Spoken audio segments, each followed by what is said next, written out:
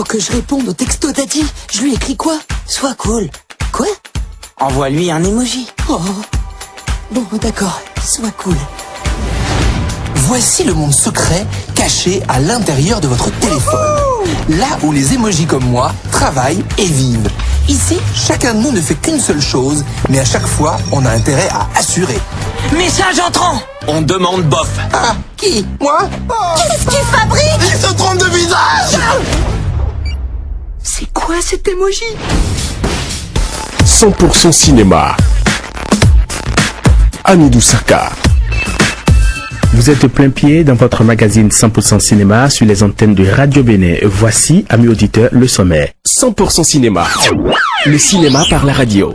Ciné Actu viendra en début de magazine pour l'actualité cinématographique de la semaine et la découverte de cette semaine qui porte sur 2 films. Dans la rubrique Cinédico, nous irons savoir ce que c'est qu'une bande-annonce en cinéma. Nous finirons, amis auditeurs, avec la rubrique Projecteur qui recevra cette semaine le réalisateur béninois Sylvestre Amoussou et Sandrine Bulton, l'actrice principale de son dernier film L'Orage africain. Bonsoir et merci de nous rejoindre dans le temple du 7e art sur Radio Bénin. 100% cinéma. Réalisation et présentation, Hamidou Saka. Ciné Actu démarre avec les rendez-vous autour des projections des films L'Orage africain, Africa Paradis, Un pas en avant, du réalisateur béninois Sylvestre Amoussou. Sylvestre Amoussou a animé mercredi 18 octobre dernier à l'Espace TIFF une masterclass. Cette masterclass a reconnu la participation des étudiants, des journalistes et autres cinéastes. Pour rappel, amis auditeurs, les projections ont démarré le lundi 16 octobre dernier à l'Espace TIFF et se poursuivent jusqu'au dimanche 22 octobre prochain.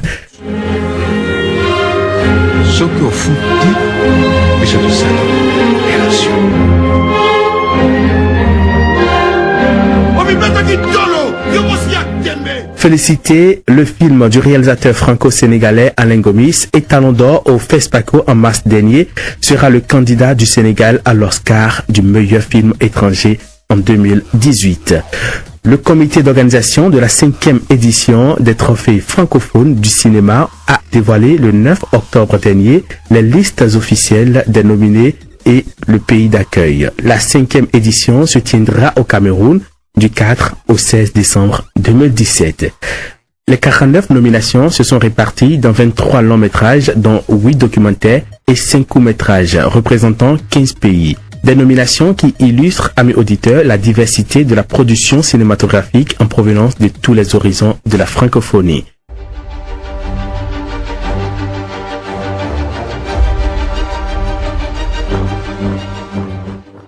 Vous avez sans doute reconnu la musique de Star Wars. Cette musique, amis auditeurs, annonce le lancement de l'affiche et de la bande-annonce de Star Wars 8, épisode de la saga galactique qui sortira le 13 décembre prochain. Préparez donc vos sables laser.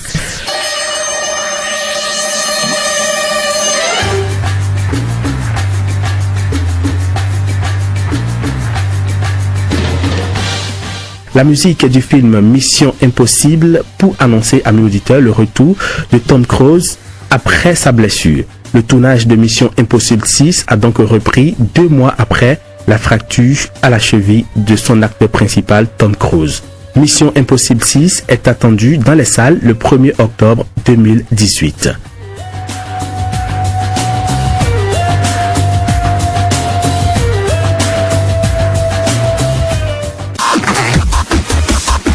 Pour son cinéma, silence, ça tourne. 31 mars 2016, place de la République à Paris, naît le mouvement Nuit debout. Pendant plus de 3 mois, des gens venus de tous les horizons s'essayent avec passion à l'invention d'une nouvelle forme de démocratie. Comment parler ensemble sans parler d'une même voix? Eh bien, tel est le synopsis du premier film à découvrir cette semaine. Il est sorti le 18 octobre en salle. L'Assemblée est son titre. C'est un film documentaire de Mariana Otero. Voici ce qui annonce le film L'Assemblée. En 15 15 jours, on n'est pas d'accord sur quelle société on veut. Si on est anticapitaliste, anti-ceci, tout ça, ça débat. Et ça doit débattre. Et c'est normal, il faut du temps. Donc, pas de vote. Le fait de voter, de discuter, de donner un avis consultatif à un moment M, c'est intéressant. C'est déjà bien. Les assemblées peuvent avoir plusieurs objectifs. Décider, proposer, organiser, débattre, rendre compte. Il aurait dit il y a un mois qu'on aurait pu se poser devant ce qu'on appelle l'Assemblée nationale et opposer à cette fausse Assemblée nationale une Assemblée populaire, improvisée avec un mégaphone. C'est un véritable changement de système dont on a besoin.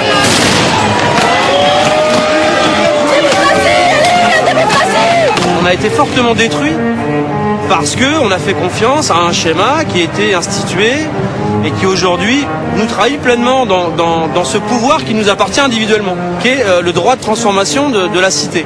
C'est un symbole, la place de la République.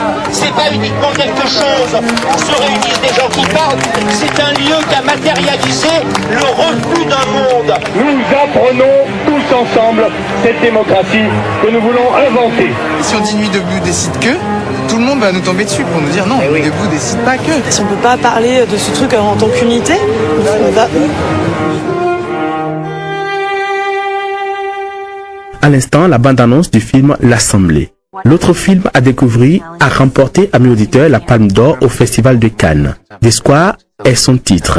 Il est du réalisateur Robin Oslund. Basé sur une expérience menée par des chercheurs en sciences sociales, D'Espoir, film satirique sur nos mœurs et nos doubles discours, est sorti le 18 octobre dernier. Le film raconte, amis auditeurs, l'histoire de l'illustre projet artistique de Christian. Rêve de faire entrer là dans la vie des gens. Le concept est simple. Un carré devant le musée devient le sanctuaire des vertus. Ici, nous sommes tous égaux. Un singe mettra en rude épreuve l'intelligentsia du musée. La réalité dépassera les rêves les plus fous. Et les idéaux du directeur du musée seront ébranlés par sa propre campagne de marketing.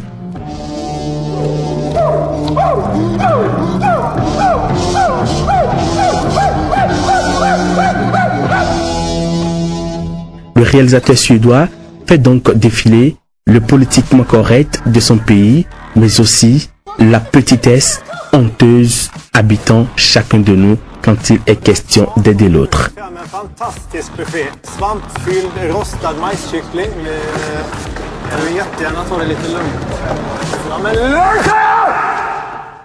Le film nous demande, amis auditeurs, de nous ouvrir aux autres et de sortir du strict cadre de salle de cinéma. C'est cette impossibilité de concilier l'exigence de faire confiance aux autres et de le faire réellement qui rend D'Espoir si brûlant d'actualité.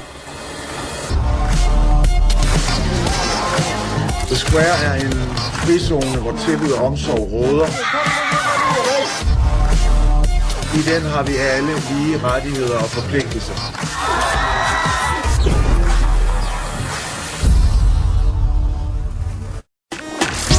« 100% cinéma », réalisation et présentation, Hamidou Saka.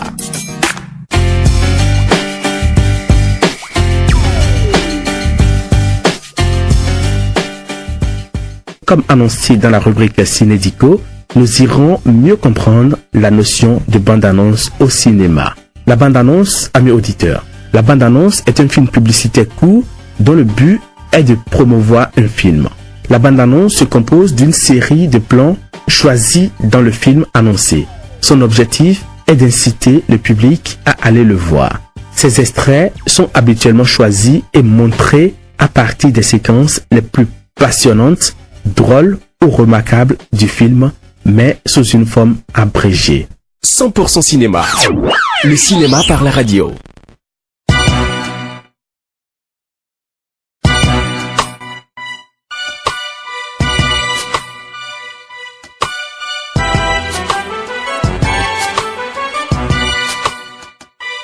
Eh bien, 100% cinéma, amis auditeurs, la rubrique projecteur aujourd'hui, comme annoncé, reçoit Sylvestre Amoussou, réalisateur béninois vivant en France. Il faut dire, il a quand même fait la fierté de notre cher et beau pays, le Bénin, à travers, bien sûr, le deuxième prix du FESPACO qui nous a ramené, qui a permis désormais au Bénin de faire parler de lui à travers ce grand festival. Sylvestre Amoussou est dans ce studio. Sylvestre Amoussou, bonsoir. Bonsoir.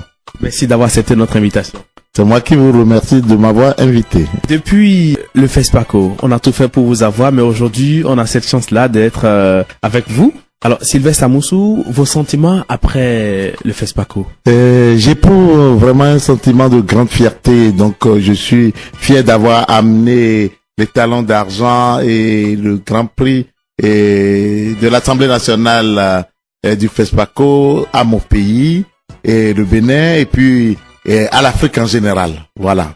Parce que, comme vous le savez, je suis un panafricaniste et je suis fier de parler et d'écouter et de transmettre ce que la jeunesse africaine a envie de dire à travers mes films. Voilà. Pour quelqu'un qui va au FESPACO, l'objectif, c'est de pouvoir revenir avec un prix. Mais est-ce que en allant avec votre dernier bébé, l'orage africain, un continent sous influence, au FESPACO, est-ce que vous avez eu ce sentiment-là de revenir avec un prix? Vous savez, au départ, mais quand on fait des films comme le mien, on se bat d'abord en priorité pour ses idées. On essaye d'être le porte-parole de sans voix. Donc, j'essaye également de faire le mieux possible mon boulot, mon travail, pour que je puisse être fier et que les gens, quand ils verront mes films, soient fiers des propos tenus techniquement aussi bien qu'artistiquement. Bon, donc, quand on part au FESPACO, on ne s'attend pas forcément à un prix et on espère déjà que le public pour lequel est destiné ce film va l'apprécier, va comprendre le contenu et va partager les mêmes émotions qu'on a envie de faire partager. Bon, maintenant, quand on va au FESPACO et quand on reçoit un tel prix par le jury du festival, c'est une consécration des professionnels. Et ensuite, quand on fait des films politiques et engagés ou concernés comme moi, j'aime le dire, quand on fait des films de cette envergure, quand les hommes politiques vous récompensent, c'est que votre message est compris. Le message est compris et cela a fait que vous êtes revenu avec deux grands prix. Autour de vous, ceux-là qui ont participé à la réalisation de ce film, comment ils ont reçu cette nouvelle? Je pense qu'ils ont éprouvé un sentiment de fierté parce que le cinéma, comme on dit, c'est une industrie, c'est un travail d'équipe et je suis le chef d'orchestre et tous les gens, les techniciens, les comédiens et qui ont travaillé sur le film, et ils ont éprouvé un sentiment de fierté pour dire quand ils nous avaient dit qu'il fallait bien faire le travail et on s'est investi, il y a des résultats.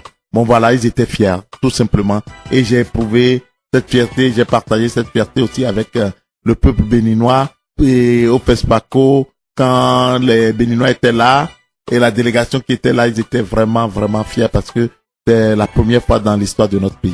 Une première fois qui fait de vous désormais le pionnier qui revient du FESPACO avec deux prix. Alors, comment comptez-vous pérenniser cela? Moi, je continue mon travail, je continue à faire en sorte que le film soit le plus largement diffusé dans le monde, parce que le cinéma, c'est une industrie, c'est aussi une arme à travers laquelle on peut essayer de parler de son peuple et d'éduquer les gens, d'informer les gens et de partager des émotions. Donc, mon travail, c'est de continuer à amener le film le plus loin possible. J'ai essayé de faire mon travail le mieux possible. Je n'ai aucun regret quand je finis mon travail. Maintenant, chacun pourra avoir des jugements sur mon film. Moi, je l'ai fait avec le talent, avec la volonté et puis avec le professionnalisme qui sied à ce métier. Voilà. Après FESPACO, parlez-nous un peu du parcours qu'a suivi l'orage africain après le festival de Ouagadougou. Pour l'instant, le film a été au Maroc, à Kourigba, ça a été au Cameroun, au festival Écran Noir, et je reviens justement de l'Allemagne, et en Allemagne où le film est demandé dans une dizaine de villes. Bon, dès début novembre, on ira dans toutes ces villes pour présenter le film. Et surtout, le film sort le 1er novembre dans les salles de cinéma en France, où je réside. Au Bénin, vous avez lancé le film en avant-première ici. Alors, la sortie au Bénin, c'est pour quand? Eh ben, j'ai eu la chance d'être invité par un grand artiste d'art contemporain, qui est l'artiste Chief, qui a son lieu et qui a trouvé que c'était indispensable pour le lancement de son lieu de me faire venir avec son collaborateur et Adrien Guillot, et ils m'ont invité et je suis venu pour présenter le film. Voilà.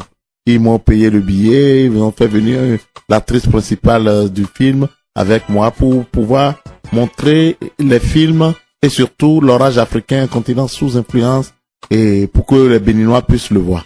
Alors, vous avez commencé la projection, ou je dirais les projections, depuis lundi 16 octobre dernier. Alors, cela va se poursuivre avec également des masterclass. Ça se passera comment? Ben, il y a une masterclass le mercredi à l'espace Certif. Les gens s'inscrivent et puis bon, par rapport à ça, je les fais rentrer dans mon monde, comment je fais du cinéma et pourquoi des cinémas engagés ou concernés, et ma méthode de travail, la méthode de production, comment le cinéma africain du cinéma béninois en particulier. Vous avez déjà une idée des attentes des participants? Ben, les thèmes sont abordés, c'est clair. Ils posent des questions si ils sont intéressés par telle partie de la fabrication d'un film, et surtout on va parler de mon parcours, comment je suis arrivé à ce cinéma, pourquoi ce cinéma et les difficultés inhérentes à ce genre de film. Voilà, la production en général, la réalisation, la distribution, l'exploitation, enfin tout ce qui fait du cinéma une industrie. Pour finir, est-ce que vous aviez un appel à lancer? Parce que c'est jusqu'au dimanche prochain. Eh bien, je demande à tous les Béninois de se déplacer à l'espace Certif pour voir le film, parce que malheureusement, il n'y a plus de salles dans nos pays. Et bon, donc, il faudra remercier beaucoup l'artiste Nickel Tchakpe, qui est Chief, et ses collaborateurs Adrien Guillot, qui ont tout fait pour que le film puisse arriver ici. Autrement dit, le film ne serait pas là. Voilà. C'est moi qui vous remercie. Sandrine Bulto, actrice principale dans le dernier film de Sylvestre Amoussou, est également dans ce studio. Bonsoir, Madame Sandrine Bulto. Bonsoir. J'ai eu la chance d'avoir le rôle principal dans le dernier film de Sylvestre Amoussou, L'orage africain, un continent sous influence. Vous avez eu la chance, le film, je dirais, a eu la chance de participer au dernier FESPACO et est revenu avec 2 grands prix. Alors, quelle est aujourd'hui votre impression sur la façon dont le film a été vu, accepté par les cinéphiles? Alors, ça a été exceptionnel. C'est vraiment, je pense, un moment de ma vie qui restera gravé jusqu'à la fin de mes jours, parce que ça a été, comme l'ont dit beaucoup de journaux là-bas, la tempête s'est emparée du FESPACO avec le film. La salle était bondée, et le mot est faible. Les gens sont restés debout, parce qu'il y avait vraiment même plus de place sur les marches. Il y avait pratiquement plus de place, même debout. Ils étaient serrés les uns contre les autres, et ils sont restés donc debout jusqu'au bout du film. Entre les répliques, ils applaudissaient. Enfin, ils se manifestaient, ce qui a été ce qui, depuis très longtemps, n'avait jamais été vu au FESPACO. Et à la fin du film, parce que si vous voulez, il y a quand même une organisation très stricte, parce qu'il y a beaucoup de films qui passent, et donc normalement après votre film, il y a un autre film qui passe. Sauf que là, les gens ne voulaient pas quitter la salle, et donc ils ont demandé gentiment à Monsieur Amoussou s'il pouvait quitter la salle pour que les gens le suivent. Donc les gens l'ont encore suivi à l'extérieur et ont encore parlé avec lui pendant plus d'une demi-heure, parce qu'ils avaient besoin justement de parler de ce film. Et également, ce qui a été remarquable, parce que souvent on dit que, j'ai souvent entendu dire que le problème au Bénin, c'est que les Béninois ne se soutenaient pas entre eux. Et là, ça a été fantastique, parce qu'en fait, il y avait beaucoup de jeunes et moins jeunes Béninois qui étaient venus au FESPACO, qui à la fin du film étaient tellement heureux, qui sont montés sur scène avec Monsieur Amoussou, et qu'ils ont entonné tous ensemble le chant de fin, qui est un chant révolutionnaire, si je ne m'abuse, ou à l'époque des Amazones, béninois, et ils l'ont chanté en langue. C'était vraiment formidable, avec le drapeau du Bénin. Donc le Bénin était fortement représenté. C'était un moment, je crois, inoubliable. Il y a eu ce moment-là. Il y a eu le moment également du prix de l'Assemblée nationale, parce que c'est la première fois que ce prix été accordé à un film par les députés réellement. C'est-à-dire que ce n'est pas une commission qui s'est déplacée pour voir le film, ce sont les députés eux-mêmes qui ont vu le film et qui ont décidé que ce serait ce film comme ils l'ont dit, par sa qualité artistique, par son contenu, qui a eu, par son message également, qui a un message très fort, qui a eu donc ce prix de l'Assemblée nationale. Et après, il y a eu quand même l'étalon d'argent. Et c'est un moment quand même fantastique. Donc merci à Monsieur Amoussou d'avoir fait vivre ce moment. C'est Monsieur Amoussou le réalisateur, le producteur de ces films. Donc c'est lui qui décide qui joue dans ces films. Maintenant j'ai eu la chance quand même de participer aux 3 films en progressant dans le rôle. Donc c'est vrai que je pense que le plus beau rôle de ma vie, enfin j'espère en avoir d'autres avec Monsieur Amoussou ou d'autres réalisateurs, mais je pense que le plus beau rôle de ma vie je l'ai eu. Bon maintenant il peut y en avoir d'autres, hein, donc si Monsieur Amoussou a un projet, c'est avec grand plaisir. Alors, L'Orage africain, c'est un film qui peint en noir, ce que les Occidentaux viennent faire en Afrique, mais vous, en tant que, je dirais Yovo, c'est comme ça on les appelle ici au Bénin. Alors, est-ce que vous n'avez pas ressenti un peu de remords en voulant jouer ce rôle, en voulant incarner cette personnalité-là? Alors, comme le dit Sylvestre Amoussou, il le dit très très bien, dans ce film, ce ne sont pas les Occidentaux qui sont attaqués. C'est une certaine oligarchie, ce sont certains politiques qui prennent des décisions que le peuple ne connaît même pas. Et c'est vrai, comme on dit, qui aime bien châtie bien. J'aime mon pays, j'aime la France, je suis française, je n'aime pas les décisions prises par les politiques, qu'ils soient actuels ou plus anciens. Malheureusement, ils ne comprennent pas que le monde change, ils ne changent pas leurs idéologies. Moi, je suis contre cette idéologie de détruire les peuples pour nous avoir plus. Et donc, il faut savoir qu'il y a beaucoup de Français qui sont comme moi. Je ne suis pas isolée. Malheureusement, la communication ou l'information circule un petit peu comme on veut. Et on ne dit pas la vérité aux Africains, mais on ne dit pas non plus la vérité aux Européens. Et donc c'est pour ça que c'était très important pour moi d'être dans ce film-là, pour dire à mes compatriotes, attention, parce qu'on nous ment. On nous ment et c'est pas comme ça que ça se passe. Alors vous dites, l'immigration on n'en peut plus, les gens qui viennent chez nous on n'en peut plus, mais dites-vous pourquoi ils viennent chez nous.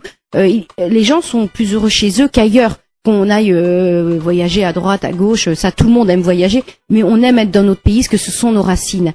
Et toute cette partie-là des déstabilisations des pays est complètement tronquée dans notre pays. Dans nos livres d'histoire, c'est pas comme ça qu'on apprend l'histoire à nos enfants. Et c'est pour ça que moi je me bats. Parce qu'il faut savoir que notre nouveau président, si on regarde comment il a été élu à une majorité, on va dire, dans la Constitution, mais à une minorité au niveau du peuple. Donc sa voix vaut les quelques pourcents qui l'ont élu, mais il y a beaucoup de gens qui ne sont pas du tout d'accord avec cette politique actuelle. Maintenant, on est dans un pays où le coup d'État, heureusement, en quelque sorte, est banni.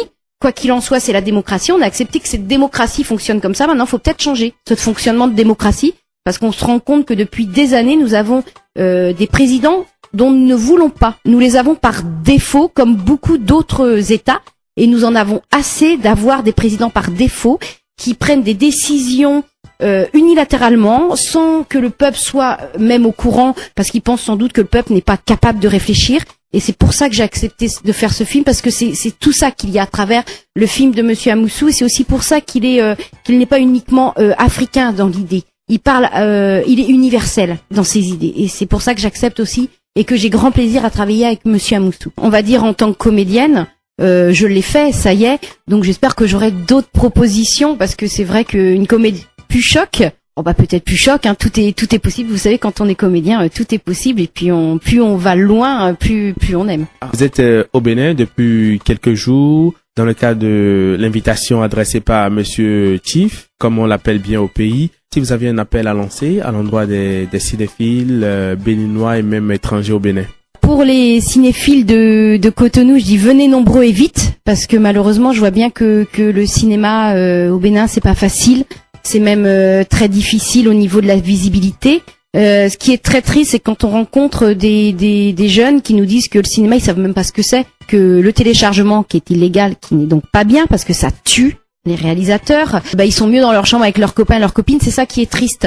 J'espère vraiment que ça va bouger. Nous avons la chance que l'État a pris conscience de l'importance de la culture, conscience, comme le dit très souvent Monsieur Amoussou, que nous sommes dans la guerre des images. La France l'a très bien compris, parce que lors de la décolonisation, il a quand même décidé plus ou moins des images africaines qui seraient circulées pour que l'Européen ait toujours l'impression d'être un surhomme par rapport à l'Africain. Donc nous avons tout à fait compris ça, l'Amérique l'avait encore compris plus fort que nous, donc j'espère vraiment que les pays africains le comprennent également, parce que c'est vrai que je pense que pour que les peuples puissent vivre ensemble et puissent être heureux, il faut que ce soit les peuples qui soient unis. Et les politiques, eux, ont plutôt intérêt, je pense, à mettre les peuples les uns contre les autres pour que certains intérêts de très gros groupes fonctionnent. Et donc c'est pour ça qu'il faut que les peuples entre eux se cultivent, puissent comprendre ce qui se passe chez les autres pour pouvoir s'unir et surtout pas se mettre les uns contre les autres. Alors je dis, venez voir les films de Monsieur Amoussou, parce que je crois que quand Monsieur Amoussou va partir, ces films repartent aussi.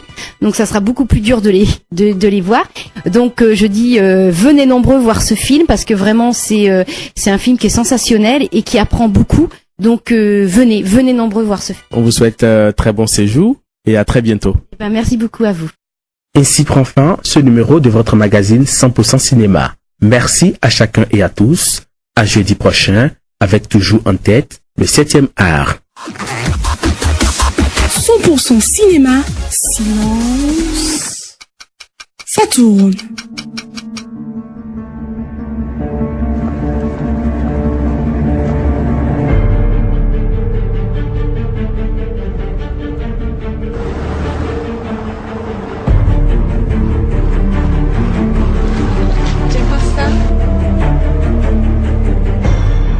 Il aura fallu quelques mois à nos équipes pour mettre les structures nécessaires en place. Mais je tiens à vous le dire officiellement. Le jour J est arrivé. Le gouvernement et moi-même avons décidé à l'unanimité de nationaliser tous les moyens de production installés au Tangara par des entreprises occidentales. Comme si un Africain était capable de faire le bonheur de l'Afrique. S'il croit que je vais lui faire cadeau de mes mines de diamants. Oui, de mes puits de pétrole et de mes mines de coltan. La danse des panthères est terminée. Toutes ces richesses appartiennent également à ceux qui les sortent tout seuls. Je suis chez moi, pas vous. Se méfier des Africains. Un jour c'est oui, le lendemain c'est non. Lui, il a les dents qui rayent le parquet. Il est déjà Premier ministre, il veut aller plus loin. Si on le met en place, il mange dans la main. Du coup, nous nous sommes dit que vous aviez la stature d'un président de la République. Vous faites comment pour planter le chaos dans le pays? Ne vous inquiétez pas, j'ai déjà fait ça dans plusieurs pays africains.